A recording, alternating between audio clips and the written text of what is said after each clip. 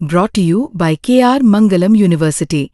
We provide you the platform to turn your dreams into reality. Give wings to your aspirations with KR Mangalam University. तो आदाब, नमस्कार, good evening, सत श्री अकाल। एक बार फिर आप तमाम लोगों का स्वागत है क्राइम तक की कहानी के इस एपिसोड में। उम्मीद है पूरी फैमिली अच्छी होगी, अपना और अपनों का ख्याल रख रही होगी। इंदौर में एक ट्रांसपोर्ट कारोबारी की फैमिली रहती थी। ये फैमिली रघुवंशी फैमिली। इनके एक बेटे राजा रघुवंशी की मई में ही शादी होती है, 11 मई को। राजा रघुवंशी की शादी सोनम नाम की एक लड़की से होती है। ये शादी दोनों घर वालों की मर्जी से हुई थी। शादी की सारी चीज़ें ठीक ठाक हो जाती हैं। इसके बाद एक हफ्ता बीत जाता है। पहले से ये तय था कि शादी के बाद पति पत्नी हनीमून मनाने के लिए असम जाएंगे। उससे पहले इनका प्लान कश्मीर जाने का था, श्रीनगर, लेकिन पहलगाम में जो कुछ हुआ उसके बाद की सारी चीज़ें, तो घर वालों को थोड़ा सा डर लगा। उन्होंने कहा कश्मीर मत जाओ, कहीं और जाओ। तब उन्होंने कहा चलो असम चलते हैं। असम में कामाख्या मंदिर के दर्शन भी करने थे। तो 11 मई को शादी हुई और 20 मई को ये पति पत्नी यानी कि राजा रघुवंशी और उनकी वाइफ सोनम इंदौर से फ्लाइट पकड़ते हैं। कनेक्टिंग फ्लाइट थी इंदौर से बेंगलुरु और फिर बेंगलुरु से गुवाहाटी। 20 मई की शाम ये लोग गुवाहाटी पहुंच जाते हैं। गुवाहाटी में रुकते हैं, वहाँ कामाख्या मंदिर के दर्शन करते हैं और फिर 22 मई की सुबह ये दोनों गुवाहाटी से मेघालय के लिए निकल पड़ते हैं। मेघालय में शिलोंग पहुंचते हैं और शिलोंग में चेरापूंजी के पास एक होम स्टे, इसे आप होटल भी नहीं कहेंगे, उस जगह पर जो बिल्कुल पहाड़ों और वादियों के बीच में, वहाँ पर चेक इन करते हैं। चेक इन करने के बाद 22 मई को ही ये लोग वहाँ एक एक्टिवा स्कूटी रेंट पर लेते हैं। अमूमन हिल स्टेशन पर ऐसी जगहों पर स्कूटी और ये सारी चीज़ें किराए पे मिलती हैं। तो राजा रघुवंशी भी एक स्कूटी किराए पर लेती हैं और अपनी वाइफ सोनम के साथ इधर उधर घूमते हैं, फिर ट्रैकिंग करते हैं, फिर वापस आते हैं। 22 मई की तारीख बीत जाती है। अब अगला दिन 23 मई की सुबह थी। 23 मई को ये लोग जिस होम स्टे में रुके थे वहाँ से चेकआउट करते हैं सुबह करीब 6 बजे। वहाँ से निकलने के बाद अब ये स्कूटी इनके पास थी, आसपास ही कहीं शायद इन्हें और रहना था। अब उस दोपहर को राजा ट्रैकिंग पे निकल जाते हैं। काफ़ी ऊंचाई पे जाते हैं 3, और ट्रैकिंग के दौरान अब जो सोनम थी वो एक कैफ़े शॉप पे रुक जाती है। 23 मई दोपहर के करीब 1:30 बजे थे। 1:30 बजे सोनम के मोबाइल पर उनकी मदर इन लॉ यानी सास का फ़ोन आता है, राजा रघुवंशी की माँ का। फिर सास बहू में बातचीत होती है। वो बताती हैं, वो इत्तेफाक से बातचीत राजा की मम्मी के मोबाइल में रिकॉर्ड भी हो जाती है।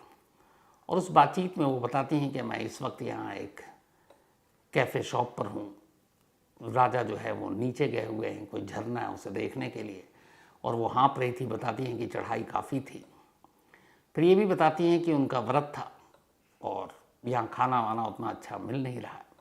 तो सास बहू के बीच में सारी बातचीत होती है। उसके बाद फ़ोन रख दिया जाता है। ये बात 1:30 बजे की है, 23 मई। 2 बजे के बाद अब घर वाले फिर से फ़ोन मिलाते हैं, लेकिन फ़ोन बंद। अब घर वाले राजा का फ़ोन मिलाते हैं, इत्तेफाक से मोबाइल वो भी स्विच ऑफ।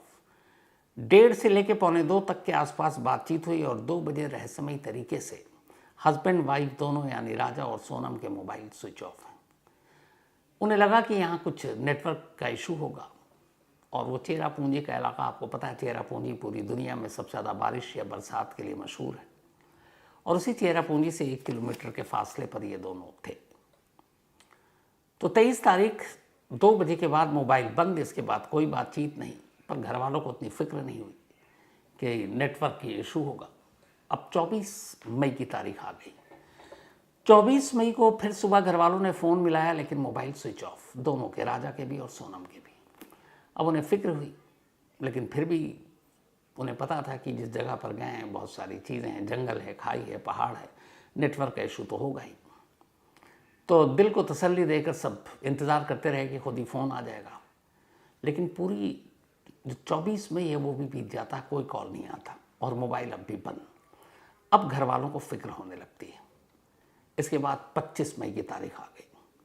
अब ये तीसरा दिन, क्योंकि 23 मई को बात हुई, फिर 23 दोपहर को नहीं हुई, 24 को नहीं हुई, अब 25 को भी ये लोग फ़ोन मिलाते रहे, लेकिन कोई उधर से रिस्पॉन्स नहीं, मोबाइल स्विच ऑफ, कोई कॉल आया नहीं। अब इन्हें लगा कि ऐसा नहीं हो सकता, क्योंकि राजा और सोनम अगर फ़ोन नहीं भी मिल रहा तो किसी पीसीओ से, लैंडलाइन से ज़रूर फ़ोन करते। कोई ना कोई बात हुई है। अब घर वाले घबरा गए। इसी के बाद राजा रघुवंशी के एक छोटे भाई और सोनम का एक भाई, फैमिली ये तय करती है कि तुम दोनों जाओ और जाकर उन्हें देखो कि कहाँ है, क्या हाल है। घर वाले घबराए गए। अब दोनों भाई फ्लाइट पकड़ते हैं और 26 को मेघालय पहुंचते हैं, शिलोंग जब जाते हैं तो वहाँ पर लोकल पुलिस के पास पहुँचते हैं, दोनों की तस्वीर लेकर बताते हैं कि ये लोग यहाँ आए थे, उसके बाद से गायब हैं। पुलिस रिपोर्ट लिखती है। इत्तेफाक से गायब होने से पहले 23 मई को राजा और सोनम ने अपने फैमिली के साथ कुछ पिक्चर शेयर की थी हनीमून पे, जो गए वहाँ घूम रहे थे शिलोंग में। तो उसे एक पिक्चर में एक स्कूटी नज़र आई। उस स्कूटी के पीछे एक मोबाइल नंबर था। जब ये दोनों भाई शिलोंग पहुँचे, राजा के और सोनम के, तो वो सारी तस्वीरें मोबाइल में देख रहे थे। अचानक उन्हें दिखा कि एक स्कूटी है। उन्होंने ये बताया भी था कि हमने एक स्कूटी ली है और हम खुद ही ड्राइव करके घूम रहे हैं आसपास। तो उस स्कूटी के पीछे जो मोबाइल नंबर था, उस पर राजा के एक भाई ने कॉल किया। उसने बताया, साहब हम लोग स्कूटी रेंट पे देते हैं। तो फिर उसने बताया कि ये नाम है, ये चेहरा है, आपने स्कूटी दी है। फिर ये जाकर उस स्कूटी वाले से मिलते हैं। वो बताता है कि हाँ, 22 मई को ये आए थे मेरे पास और रेंट पर हमसे स्कूटी ले गए, लेकिन उसके बाद से इनका पता नहीं है और स्कूटी भी उन्होंने अभी वापस नहीं की। अब दोनों भाई और परेशान पुलिस को जाकर बताते हैं। जब पुलिस को बताते हैं स्कूटी वाली बात, तो पुलिस आसपास के इलाकों में पता करना शुरू करती है। तो पता चला कि 25 मई की रात वहीं एक पहाड़ी इलाके की एक पार्किंग के करीब एक लावारिस स्कूटी पाई गई है। उसकी रिपोर्ट लिखी हुई थी। जब उस पुलिस में जहाँ इस स्कूटी की रिपोर्ट लिखी थी, उसका नंबर ट्रेस किया गया, तो पीछे वही नंबर, और फिर ओनर को फ़ोन किया गया। उसने कहा, साहब ये स्कूटी है जो राजा रघुवंशी नाम के शख्स ने हमसे किराए पर ली। अब वो स्कूटी लावारिस हालत में पड़ी है। किसी ने फ़ोन किया, यहाँ एक लावारिस स्कूटी पड़ी है। तो फिर पुलिस आई, ले गई थाने में। अब यहाँ से मामला और संगीन हो गया कि दो अजनबी इंदौर से इतनी दूर मेघालय पहुँचते हैं। 3 दिन से मोबाइल स्विच ऑफ है, घर वालों को कोई कॉल नहीं कर रहे हैं। जो स्कूटी किराए पर ली, वो स्कूटी भी गायब है। अब उस स्कूटी वाले के ज़रिए उन दोनों की पुलिस ने जब तफ्तीश शुरू की कि ये लोग यहाँ पहुँचे 22 को, तो कहाँ कहाँ गए। तो जब पुलिस ने तफ्तीश की तो पता चला कि एक गेस्ट हाउस या लॉज जैसी जगह थी, स्टे होम, जो जनरली टूरिस्ट यूज़ करते हैं, क्योंकि बिल्कुल पहाड़ी जंगल जैसा इलाका। तो 22 मई को उन्होंने चेक इन किया था। अब पुलिस वहाँ तक गई, रजिस्टर पे नाम पते सब मिले, लेकिन वहाँ पता चला कि 23 मई को ये लोग चेकआउट कर चुके थे। वहाँ कमरे उमरे की तलाशी में कोई चीज़ मिली नहीं। अब दोनों भाई वहाँ हैं, पुलिस में रिपोर्ट लिखाई जा चुकी है, पुलिस ढूंढ रही है। थोड़ी सी लैंग्वेज बैरियर भी आ रहा प्रॉब्लम। यहाँ इंदौर में फैमिली परेशान। फिर इंदौर में परिवार ने जाकर इंदौर के पुलिस कमिश्नर से मदद मांगी। कहा कि ये 2 बच्चे हनीमून मनाने के लिए गए हैं और इनका कोई सुराग नहीं, मोबाइल बंद, और वो जगह ऐसी जहाँ पे शायद कोई मदद भी नहीं मिल रही है। उनकी शिकायत ये भी कि शायद मेघालय पुलिस उतनी सीरियसली ढूंढ नहीं रही है। तो फिर इंदौर पुलिस ने मेघालय पुलिस को कांटेक्ट किया और कहा कि आप इन्हें ढूंढें। मेघालय पुलिस भी अब हरकत में आई। तलाश ज़ोरों शोर से शुरू हुई, सर्च ऑपरेशन टीम बनाई गई। लेकिन दिक्कत ये थी कि मौसम ख़राब, वैसे ही बारिश वहाँ बेइंतहा, खाई, पहाड़, जंगल, तो सर्च ऑपरेशन में भी दिक्कत आ रही थी। इसी दौरान 28 मई को एक सर्च टीम तलाश करते हुए जो इधर उधर भटक रही थी, जंगल में 2 लावारिस बैग उन्हें नजर आता। उस बैग को देखते हैं, बैग में कुछ कपड़े थे, ज़रूरत के सामान थे। अब वो जो बैग है, वो बैग उस जगह से मिला जहाँ पे ये दोनों जिस स्टे होम में ठहरे थे, कुछ ही दूरी पर, लेकिन जंगल के किनारे पड़ा हुआ। उन दोनों बैग को पुलिस ने अब राजा और सोनम के भाइयों को दिखाया। वो बैग पहचान गए। उन्होंने कहा, जी ये बैग उन्हीं की है। अब स्कूटी लावारिस मिली, बैग जंगल में जहाँ ये ठहरे थे स्टे होम, उससे कुछ दूरी पर यूं ही लावारिस। अब मामला संगीन होता जा रहा था और ये चीज़ें हो रही थी। अब राजा और सोनम के घर वाले लगातार डर रहे थे, लेकिन सुराग कोई नहीं मिल रहा था। वक्त बीतता जा रहा था। अब 2 जून की तारीख आई। इन दोनों को गायब हुए लगभग 10वां दिन था ये। 2 जून सर्च ऑपरेशन की टीम जो लगी हुई थी, उसमें से एक टीम जो पहाड़ियाँ थी जहाँ से टूरिस्ट गुजरते थे, उसके बराबर में एक खाई थी, तो एक टीम उस खाई में उतरी। जब उस खाई में उतरी तो अचानक वहाँ उसे एक अजीब सी चीज़ दिखाई दी। वो करीब गया तो देखा एक लाश पड़ी है। उसने फौरन अपने बाकी साथियों को खबर दी। उसके बाद बाकी के लोग उस खाई में उतरते हैं। बहुत ही खतरनाक टाइप की खाई, एकदम पहाड़ी के किनारे। रेस्क्यू टीम खाई में उतरती है, लाश को उठाती है। लाश के आसपास कुछ चीज़ें मिली थी, जिनमें एक मोबाइल का टूटा हुआ स्क्रीन, इसके अलावा कुछ छोटी मोटी और चीज़ें। पुलिस वो सारी चीज़ों को भी उठाती है। उसके बाद लाश को शिलोंग के मेडिकल कॉलेज अस्पताल भेज दिया जाता है। फिर अब वो दोनों भाई अभी भी वहीं कैंप किए हुए, जो अपने भाई और भाभी को ढूंढने के लिए पहुंचे।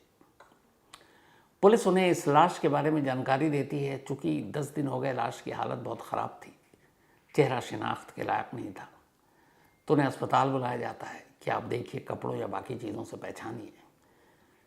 तो राजा रघुवंशी के भाई जब लाश को देखते हैं तो दाहिने हाथ पर एक टैटू पे नज़र पड़ता है, और वो टैटू में RAJA लिखा था, राजा, यानी उनके भाई का नाम।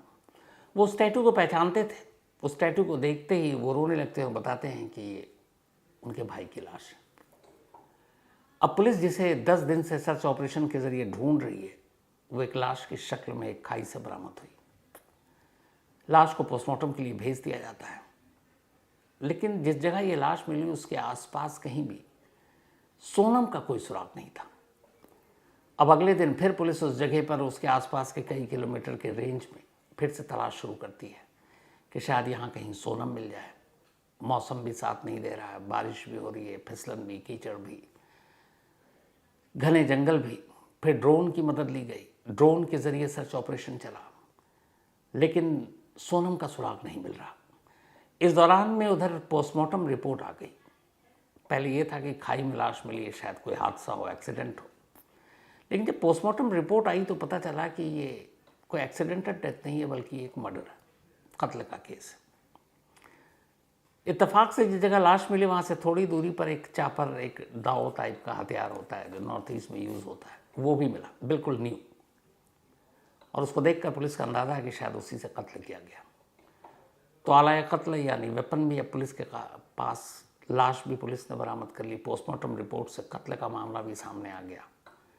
लेकिन सबसे बड़ा सवाल ये था कि राजा रघुवंशी की लाश तो मिल गई, लेकिन उनकी पत्नी सोनम कहाँ है। 2 जून को राजा रघुवंशी की लाश मिली थी। उसके बाद अब 4 जून हो गए। सर्च ऑपरेशन अब भी जारी है, लेकिन सोनम का कोई सुराग नहीं मिल रहा है। अब पुलिस सोनम को ढूंढने के लिए सर्च ऑपरेशन चला रही है और साथ साथ इस बात का पता लगाने की कोशिश कर रही है कि आखिर इंदौर से आया एक शख्स, एक कपल जिसको कोई वहाँ जानता नहीं, जिससे किसी दुश्मनी का सवाल नहीं उठता, उसका कत्ल कौन करेगा और क्यों करेगा।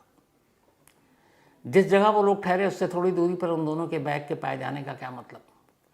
जिस जगह बैग मिला उससे 25 किलोमीटर दूरी पर वो स्कूटी पाए जाने का क्या मतलब, और लाश किसी तीसरी जगह पर पाए जाने का क्या मतलब। अब पुलिस तफ्तीश कर रही है। अभी तक फिलहाल 2 चीज़ें सामने आई। एक, जिस विजड्रॉक करके इलाका है जहाँ पे ये लोग ठहरे थे और जिस ये जगह पर रुके थे, इन्होंने चेक इन किया था, वो स्टे होम, वो थोड़ा सा बदनाम इलाका है। वहाँ कई लोकल गैंग हैं और कुछ टूरिस्ट के साथ वहाँ लूटपाट की वारदात हो चुकी है। एक हंगरी का भी शायद टूरिस्ट था जो 12 साल पहले वहाँ आया और उसके बाद गायब हो गया, बाद में उसकी लाश मिली। तो बहुत सारे ऐसे वहाँ पे बैड एलिमेंट्स हैं जो शायद लूटपाट कर सकते हैं। अब लाश के साथ जो बाकी चीज़ें मिली तो भाई ने बताया कि राजा की उंगलियों में हीरे और सोने की अंगूठियां थी, कलाई पर ब्रेसलेट था और इन सब की कीमत करीब 10 लाख रुपए थी। तो क्या ये लूटपाट के लिए कत्ल हुआ? लूटपाट करने वाले कौन हैं? और अगर ये लूटपाट के लिए हुआ तो फिर राजा और सोनम अलग अलग कैसे हुए? जिस जगह पर राजा की लाश मिली आसपास के इलाके को लगभग छान मारा पुलिस ने, वहाँ से अभी तक कुछ नहीं मिला। और सोनम कहाँ है, ठीक है नहीं है, ये वो सारे सवाल हैं जिनकी इस वक्त मेघालय पुलिस तफ्तीश भी कर रही, सर्च ऑपरेशन जारी है। और उधर इंदौर में बैठा परिवार इंतज़ार कर रहा है उन दोनों के घर लौटने का। राजा रघुवंशी की माँ को अभी तक ये नहीं बताया गया कि राजा की मौत हो चुकी है, क्योंकि शायद वो माँ कैसे बर्दाश्त करे जिसके 10-15-20 दिन पहले शादी हुई, उसने उसको दूल्हा बनते देखा, बड़े अरमान से बहू लेकर घर में आई और वही बेटा और बहू हनीमून मनाने के लिए गए और दोनों गायब। एक की तो मौत की खबर आ गई है, दूसरे की कोई खबर भी नहीं आ रही है। तो मेघालय पुलिस जांच कर रही है और दुआ यही है कि सोनम का सुराग मिल जाए, ऊपर वाला करे वो अच्छी हो, ठीक हो, सुरक्षित हो। तो जैसे इस केस में जो भी अपडेट आगे आएगा आपको ज़रूर बताऊंगा। तो फिलहाल आज की कहानी में इतना ही, लेकिन कहानी ख़त्म करूं उससे पहले वही अपना सिलसिला। आज जवाहर चौबे जी, इनका बर्थडे है, तो हैप्पी बर्थडे जवाहर जी। और ये भेजा है जय अनमोल चौबे जी ने। इसके अलावा काजोल राठौर, इनका भी आज बर्थडे है, तो हैप्पी बर्थडे काजोल जी। और ये ऋषभ राठौर की सिस्टर है, एंड थैंक यू ऋषभ खूबसूरत मेल के लिए। ओंकार दीप सिंह बारिया, इनका भी आज बर्थडे है, तो हैप्पी बर्थडे ओंकार दीप। और ये भेजा है प्रभजोत कौर जी ने, उनके बेटे हैं ओंकार। निशा एंड निर्भय, इनकी आज एनिवर्सरी है, तो निशा जी, निर्भय जी, आप दोनों को बहुत बहुत मुबारक शादी की सालगिरह। हाशमी बानो एंड शमशाद हक, इन दोनों की भी आज मैरिज एनिवर्सरी है, तो शादी की सालगिरह के आप दोनों को भी बहुत बहुत मुबारक बधाई। कल आरसीबी पहली बार 18 साल बाद आईपीएल जीती। थोड़ा सा बीच में अगर पंजाब ने स्लो बैटिंग न की होती तो शायद कहानी कुछ और होती। खैर, उस जीत के बारे में तो आप सबको पता है, लेकिन आज एक अफसोसनाक हादसा हो गया। आरसीबी चूँकि 18 साल के लंबे इंतज़ार के बाद आईपीएल ट्रॉफी जीती थी, तो कल ही ये तय हो गया था कि आज बेंगलुरु में एक विक्ट्री परेड होगी और ये सारे प्लेयर्स पहुँचे बेंगलुरु। उसके बाद वहाँ से इनको बस में जो चिन्ना स्वामी स्टेडियम है बेंगलुरु को, वहाँ ले जाया गया। आरसीबी के सपोर्टर बहुत बड़ी तादाद में बेंगलुरु में निकल पड़े, सड़कों पर, मेट्रो, बसों में, जो जिस तरीके से, और सभी का रुख स्टेडियम की तरफ था। स्टेडियम खचाखच भरा हुआ था, वहाँ के सीएम, डिप्टी सीएम भी थे और स्टेडियम के बाहर भी उतनी ही भीड़। अफसोस की बात यह है कि इसी भीड़ की वजह से भगदड़ मच गई। शायद इसकी उम्मीद नहीं थी किसी को, और इस भगदड़ में अभी आखिरी तक जो खबर है, 7 से ज़्यादा लोगों की मौत की खबर है, बहुत सारे लोग घायल हैं। तो एक खुशी और जश्न का मौका और वो मातम में बदल गया। ऊपर वाले से दुआ यही है कि जो लोग घायल हैं वो जल्द ठीक हो जाए। और अब बाकी कैसे ये भगदड़ मची, कहाँ लापरवाही हुई, जांच होगी, सामने आएगी। तो मैंने कहा ये अपडेट आपको दे दूँ। तो फिलहाल कहानी में आज इतना ही। अब आपसे मुलाकात होगी कल रात 9 बजे किसी नई कहानी के साथ। तब तक अपना और अपनों का ख्याल रखिएगा। Thank you very much.